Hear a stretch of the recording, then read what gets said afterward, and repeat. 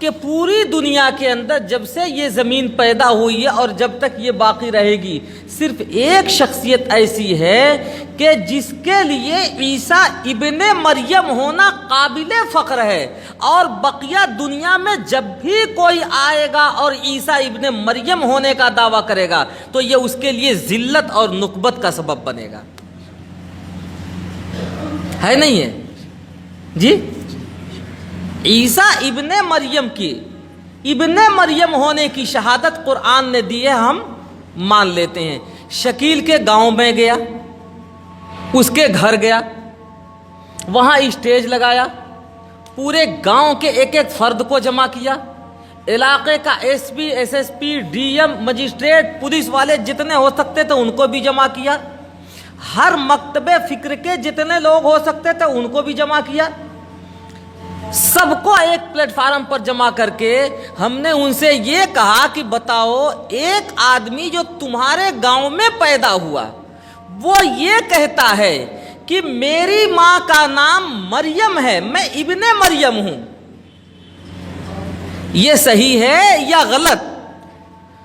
تو سب لوگوں نے سر دھننا شروع کر دیا اور یہ کہا کہ آج اگر اس کی ماں زندہ ہوتی تو جوتے لے کے اور اس کا سر گنجا کر دیتی، اس لیے کہ اس کمینے نے نہ صرف یہ کہ اپنی ماں کا دامن داغدار کیا، اپنے باپ کا بھی دامن داغدار کر دیا. وہ ابن مریم کہاں سے ہو سکتا ہے؟ وہ تو پیدا ہوا ہے خوشتری بیگم کے پیٹ سے، اور اس کا باپ ابھی بھی مرا ہے. ابھی کچھ ہی دنوں پہلے ہم پورے گاؤں والے دیکھنے والے موجود ہیں، اس کا نام شکیل حنیف خان تھا. حنیف خان تھا اس کے باپ کا نام. گاؤں والے کہتے ہیں اس کے باپ کو میں جانتا ہوں، اس کی ماں کو میں جانتا ہوں، وہ ابن مریم کیسے ہو گیا؟ ابن مریم ہونا اس کے لیے باعث عزت ہے یا باعث ذلت؟ بتاؤ.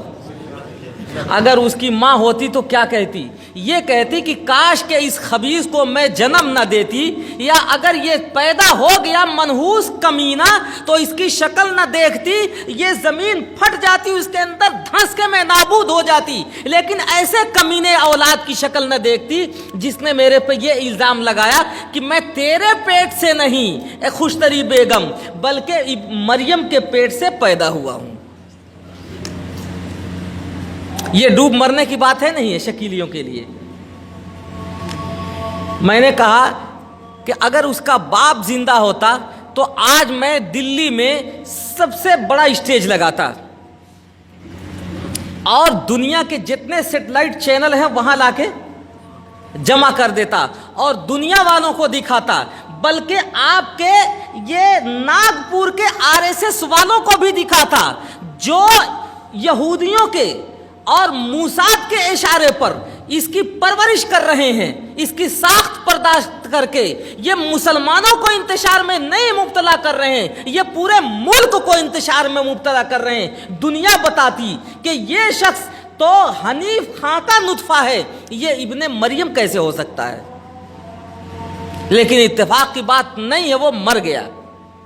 گاؤں والوں نے گواہی دی اور کہا کہ مولانا اب میرے سمجھ میں آیا کہ یہ شکیل کا فتنہ یہ مسلمانوں کو مذہبی انتشار میں مبتلا کرنے والا نہیں، الحمدللہ ان کا رابطہ کل بھی علماء سے تھا جنہوں نے ان کے دین کا تحفظ کیا، ان کے دنیا کو بھی کامیاب بنایا، اور ان کا رابطہ آج بھی علماء سے ہے. یہ آج بھی ان کے دین کا تحفظ کریں گے اور ان کے دنیا کو بھی کامیاب بنائیں گے. ان کا رابطہ آئندہ بھی اس واسطے سے علماء سے رہے گا تو نہ ان کی دنیا کو کوئی نقصان پہنچا سکتا، نہ ان کے دین کو کوئی نقصان پہنچا سکتا. لیکن ایسے بدتمیز جب ہندوستان جیسی زمین پر جگہ لینا شروع کر دیں گے اور پیدا ہونا شروع کر دیں گے تو ہندوستان کے لیے دھبے کا باعث بنے گا کہ ہندوستان ایک ایسا ملک ہے کہ پیدا ہوتا ہے کسی سے، نام بتاتا ہے کسی کا.